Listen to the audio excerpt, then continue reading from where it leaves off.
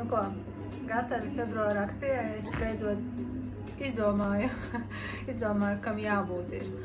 Un tātad, līdzīgi kā pagājušo mēnesi, ja ņem 3 un vairāk fermentus, tad bija maizīte dāvanā, bet šomēnes būs dāvanā vai nu garšīgā burciņa kāda ar dārzenīšiem un griķīšiem, jo tas ir tas, no kā kaifoju es, un es, kā saka, to prieku un mīlestību un labsajūtu cenšos aizvest arī līdz jums. Tā kā ir arī tīri dārzenīši, bet es vairāk ieteiktu tieši tur, kur ir griķīši, un izbaudīt katram šo griķīšu, burvīgo, zaļo griķīšu garšu.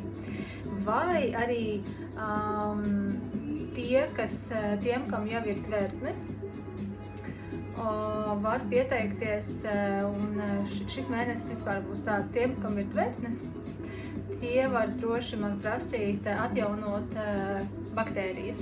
Un es dalīšos vai no žmihu, vai no cepumiem. Un tas ir par velti tiem, kam ir tvertnes, tā kā droši man rakstiet.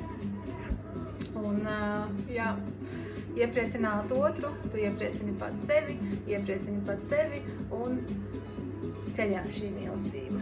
Un tikai tā mēs varam celt vispār ne tikai savu gaismu, bet šīs visas pasaules gaismu, jo pasaule ir nogurusi no nemitīgās varas kāras, kas cilvēkos ir ieslēgusies. Tā ir vara, tā ir vara pār cilvēkiem, vara pār šo naudu un vispār kontrole. Un cilvēkam liekas, mums ļoti kontrolē šo dzīvi, muļķības. Man pašai arī pēdējais laiks ir par to, lai Kristīna, tu te neko nekontrolē.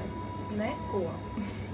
Tad mēs cilvēki ļoti gribam, lai tas būtu otrādāk.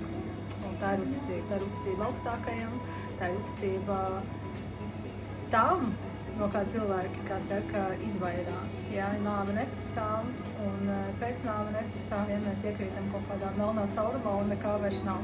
Ne, mīļie. Par visu šajā dzīvē nākās, es neteiktu samaksāt, bet mūsu katrs vārds, mūsu katra darbība nes sekas. Ja? Tāpēc darīsim labus darbus, jo tas ir kā olīts, ko tu aizmet šajā okeānā vai ezerā. Un tavs viens vārds var atskaņoties ļoti, ļoti tālu.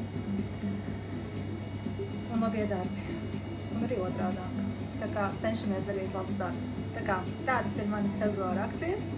Un priekā, draugi, priekā.